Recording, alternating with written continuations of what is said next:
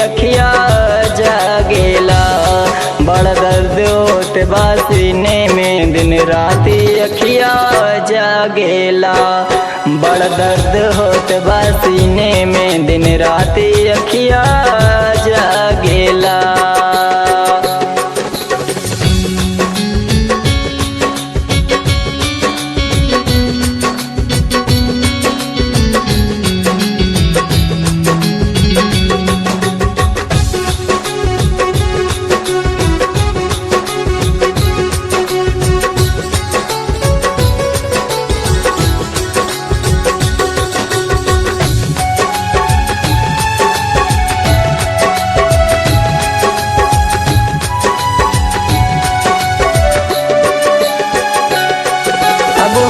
खबर नहीं खेबा कुछ बड़ा याद तोहर सतावेला। चिहरा बस गइला अखिया में उठ ललिया झुलनिया कनबाली। बड़ा दर्द होते बा सीने में हो,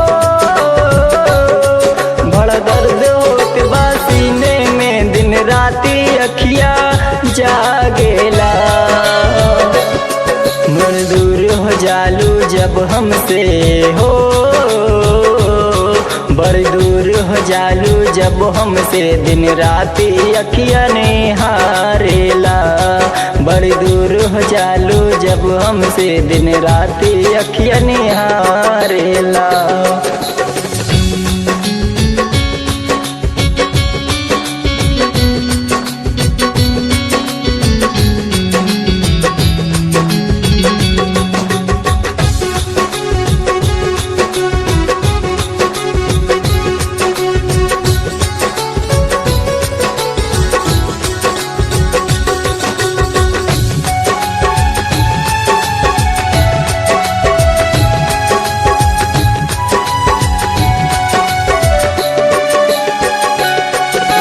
जग सुना ये मन सुना सब सुना सुना लोकेला।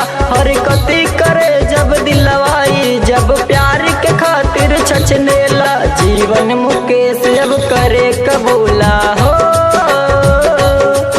जीवन मुकेश अब करे कबूला। खाली प्यारी मांगेला। बड़ा दर्द होत बा सीने में हो, बड़ा दर्द होत बा सीने में दिन राती अखिया जागेला। बड़ा दर्द होत बा सीने में दिन राती अखिया जागेला। Presented by Hungama Recording Studio, Payagpur।